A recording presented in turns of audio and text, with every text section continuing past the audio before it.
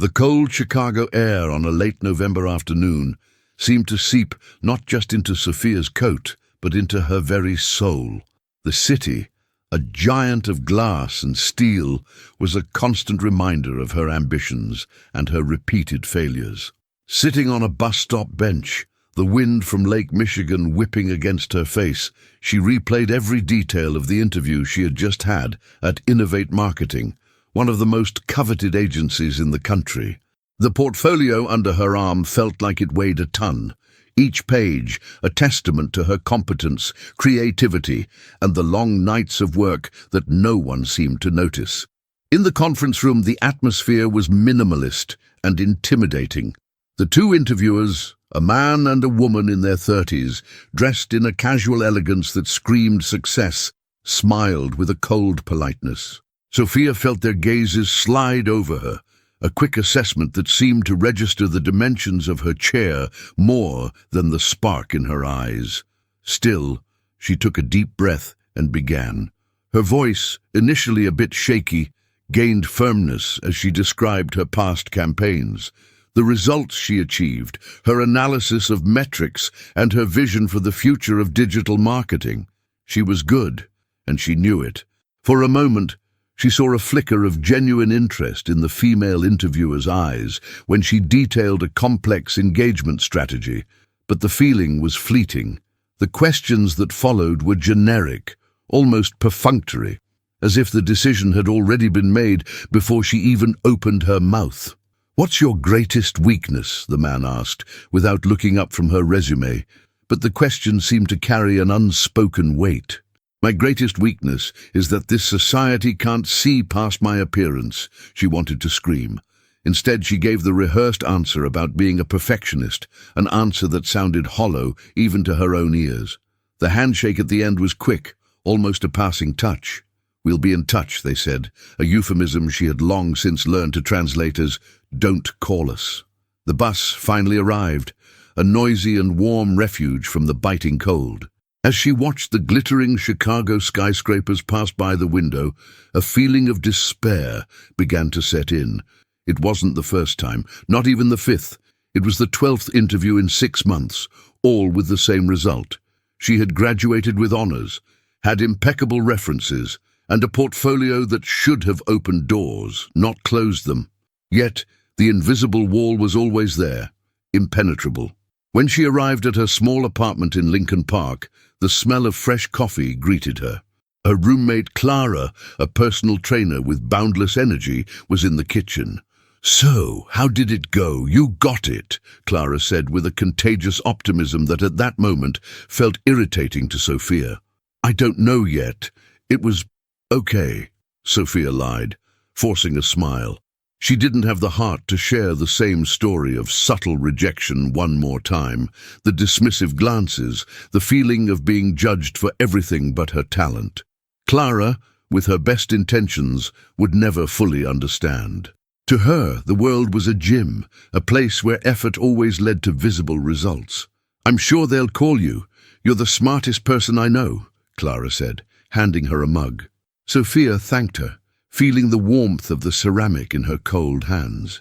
Later that night, the inevitable notification lit up her phone screen. An email with the subject line, "Your application with Innovate Marketing." Her heart skipped a beat, a mix of hope and dread. The text was polite, impersonal, and devastatingly familiar. "Thank you for your interest. Extremely competitive position. We have decided to move forward with another candidate. We wish you success in your search." She slowly closed the laptop, the silence of the apartment amplifying the sound of something breaking inside her. It wasn't a loud noise, but a dull crack, the sound of the last drop of hope evaporating. She stood up and walked to the hallway mirror. The woman staring back at her had tired eyes, full of untapped intelligence and a deep-seated pain. Her body, which she had tried for so long to accept and love as part of who she was, now felt like a prison, a barrier separating her from the life she desperately wanted to live. In that moment, Under the dim hallway light, despair began to morph into something else, a cold, hard resolution, like the steel of the buildings that dominated the city. If the world couldn't see past her weight, then she would make the world see.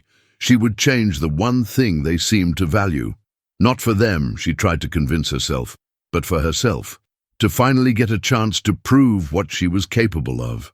The journey would be long and painful, but the pain of rejection was even greater.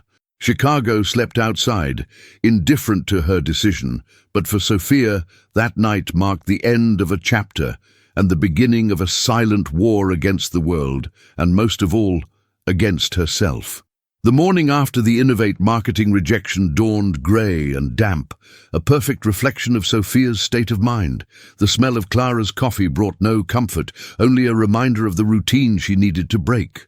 The decision made the night before wasn't a fleeting impulse.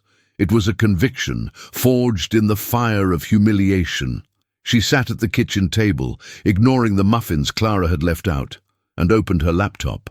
Her search was no longer for job openings, but for gyms, nutritionists, and transformation stories. Every click was a step into unknown, terrifying territory. The idea of walking into a gym, a place she had always associated with perfect bodies and judgmental stares, sent a wave of anxiety through her. But the image of the Innovate interviewers, with their polished smiles and empty gazes, was a stronger motivator than fear. She found a gym a few blocks away that offered a free consultation with a personal trainer. His name was Liam. His photos showed him with a serious demeanor, more focused on strength and technique than on camera-ready smiles. That encouraged her. He seemed professional, not an influencer. Scheduling the consultation was the first concrete act of her new life. When she hung up the phone, she felt a mix of terror and power. For the first time in months, she wasn't passively reacting to rejection. She was taking action. The first meeting with Liam was as intimidating as she had imagined. The gym was a universe of clanking metal, grunts of effort, and pulsing electronic music. Sophia felt clumsy and exposed in her old baggy workout clothes. Liam was exactly like his photos, tall, with a calmness that bordered on intensity. He didn't size her up. Instead, he sat with her in his small office and asked questions. "What brings you here, Sophia? What's your goal?" The question was simple, but the answer was complex. She couldn't just say, "I want to lose weight, so people will take me seriously and give me a job." It would sound desperate, pathetic. "I want to get healthier," she said, the standard reply. "I want to have more energy."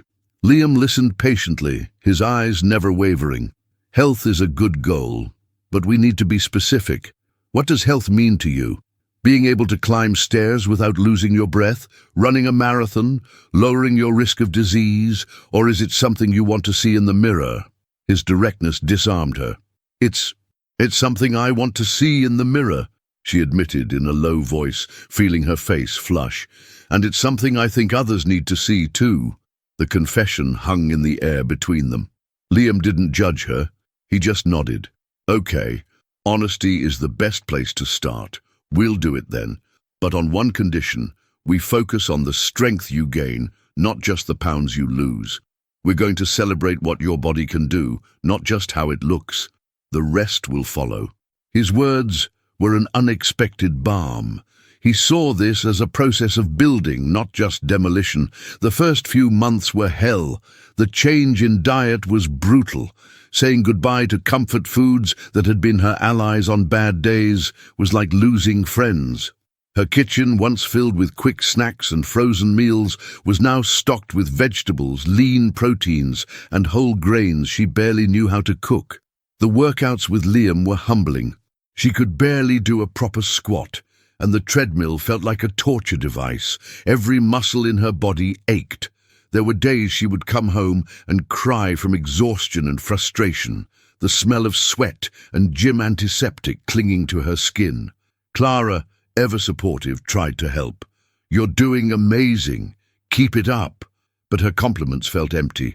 Clara didn't see the internal struggle, the war Sophia was fighting with every meal, every rep at the gym. Liam, on the other hand, was the quiet, steady support she needed. He pushed her past her limits, but he also knew when to back off. "Today's pain is tomorrow's strength, Sophia. Remember why you started," he'd say when he saw the determination in her eyes falter. He taught her proper form, explaining the science behind each movement, treating her body like a machine to be optimized, not an enemy to be punished. Slowly, almost imperceptibly, things began to change. One morning, she woke up and the muscle soreness was less acute, replaced by a feeling of solidity. She was able to increase the weight on her exercises. She managed to run for 10 straight minutes on the treadmill without feeling like her lungs would explode.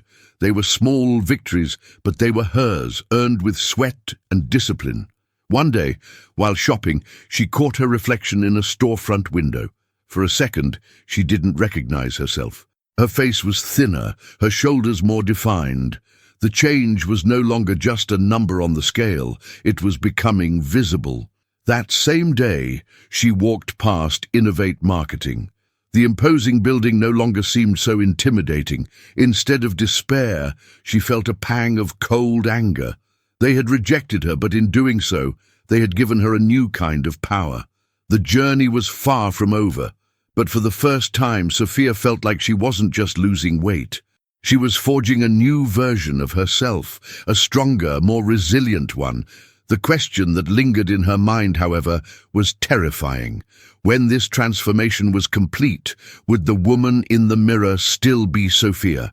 Or would she have sacrificed her essence to fit a mold that never should have existed in the first place? 6 months turned into 10. The Chicago seasons changed, from a harsh autumn to a brutal winter, followed by a spring thaw that seemed to mirror Sophia's own transformation. The shift wasn't a single event, but a series of small revelations. It was the way her old jeans now hung off her hips, the need to punch new holes in her belt, the sight of collarbones she hadn't seen since she was a teenager. The scale showed numbers she once thought impossible, but the real proof of the change came from the outside world. The first time it happened was at a coffee shop. As she waited for her black coffee, the barista, a young man who had served her for months with indifferent efficiency, smiled at her. "Have a great day, Sophia." He used her name, which was on the app, but his tone was different.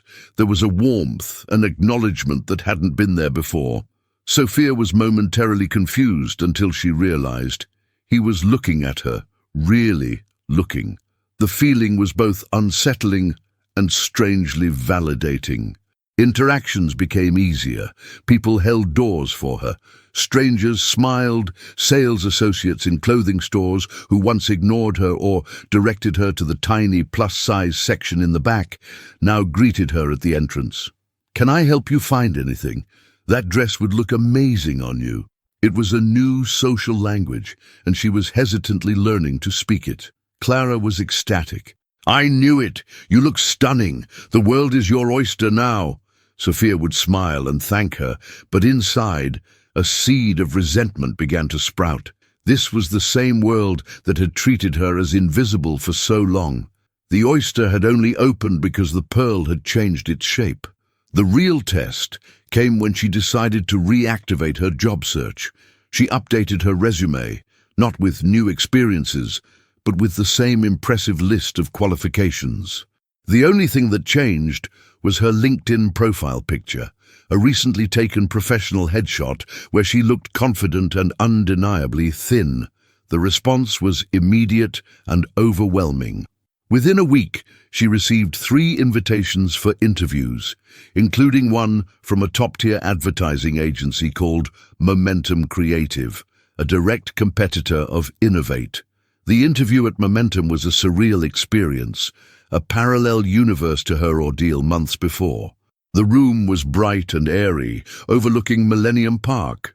The interviewer, a creative director named Mark, not only shook her hand firmly but also held constant eye contact. He leaned forward as she spoke, asking insightful questions about her portfolio, genuinely interested in her strategic approach. "Your campaign for that tech startup was genius," he said. "The way you use sentiment analysis to adjust the messaging in real time, impressive." He was citing the same projects the Innovate interviewers had glossed over. Sophia found herself relaxing, her passion for marketing coming to the forefront without the filter of anxiety. She felt smart, competent, seen. At the end of the interview, Mark smiled warmly. "Sophia, your experience is exactly what we're looking for. Honestly, I'm impressed. We'll be talking about next steps very soon." She walked out of the building feeling dizzy, a mix of triumph and nausea. She had done it. She had broken through the wall, but the victory tasted bitter. She was the same Sophia, with the same brain and the same skills. What had changed? The packaging. That thought haunted her. She told Liam about the interview during her workout that evening. As she went through a set of deadlifts with a form that would have been unthinkable a year ago, she vented her frustration. "They listened to me, Liam. They really saw me. But I can't shake the feeling that they only gave me the chance because of this," she said, gesturing to her own body. Liam adjusted one of the weights before answering, giving her time to catch her breath.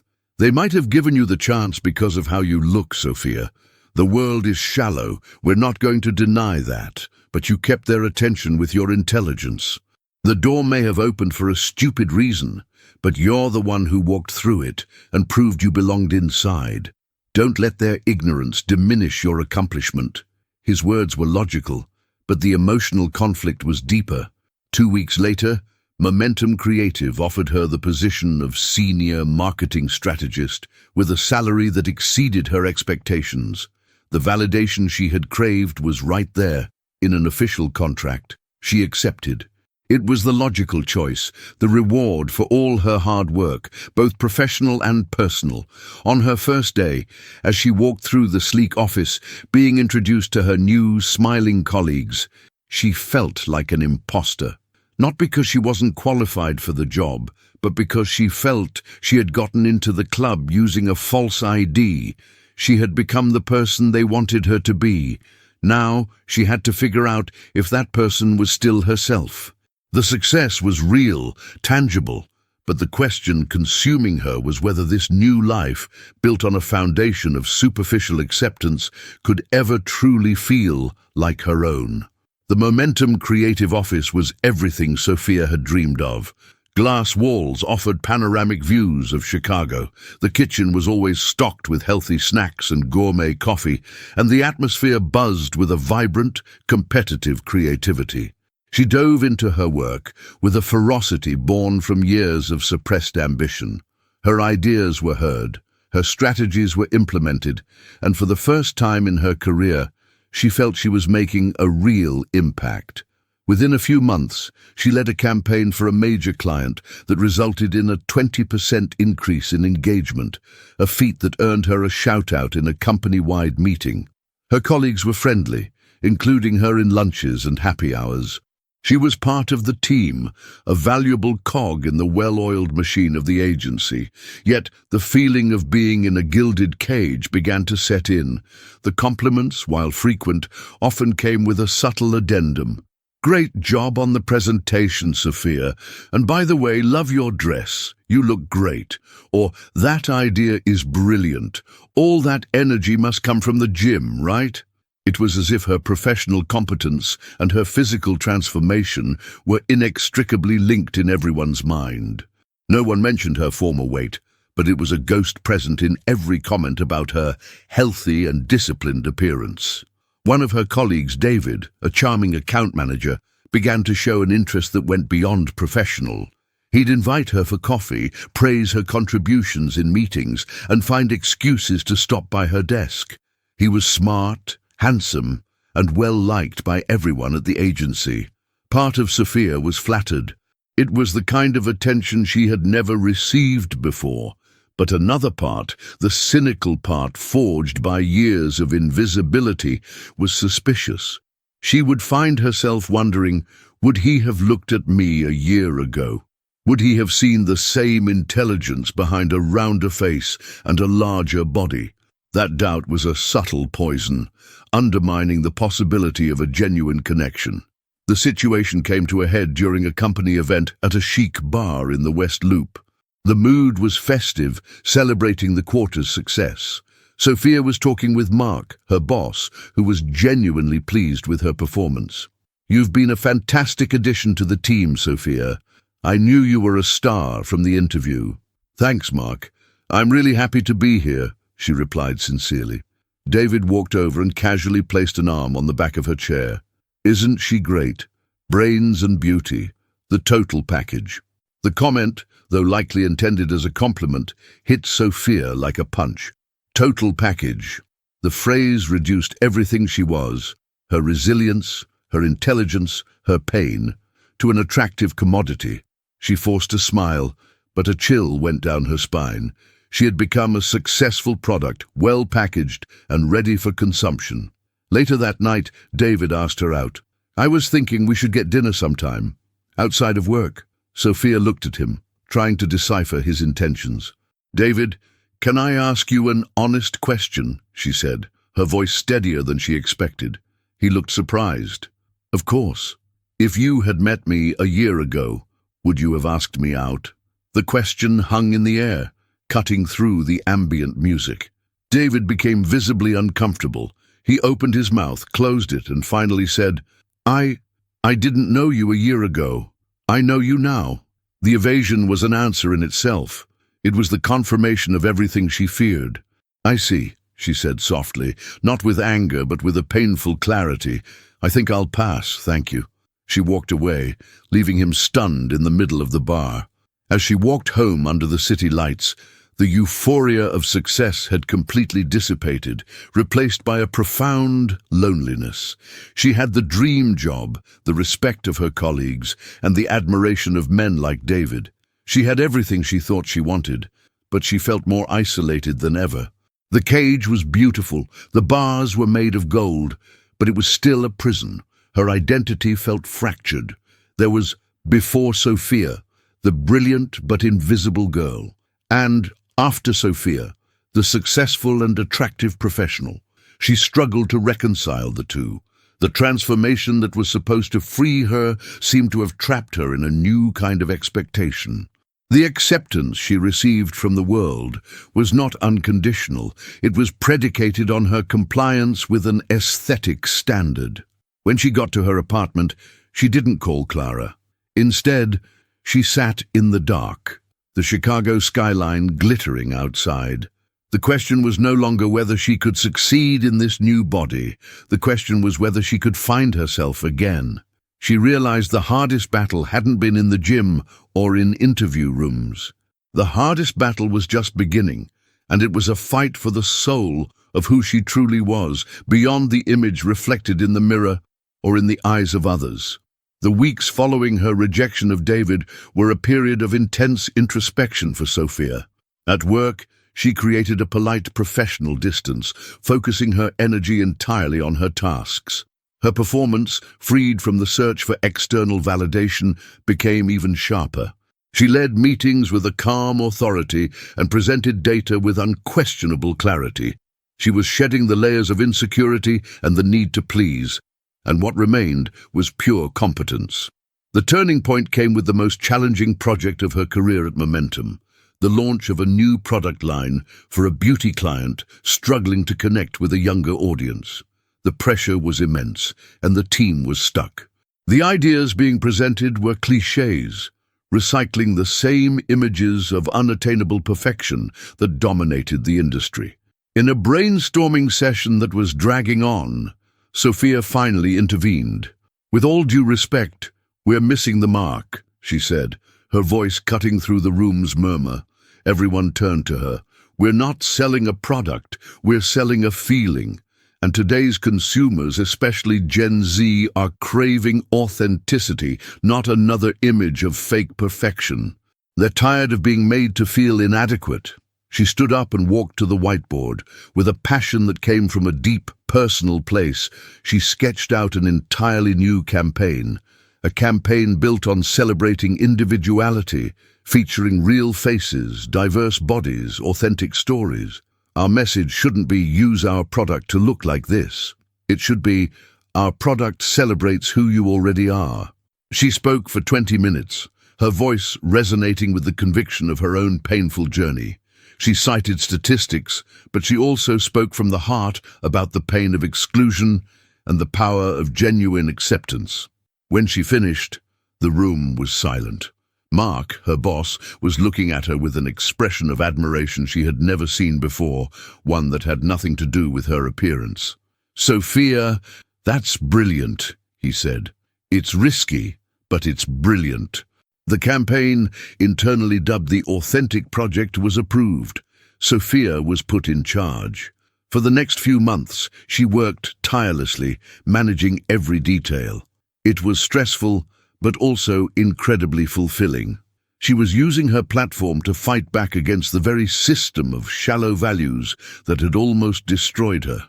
The launch day was tense. The initial results would be the final verdict on her vision.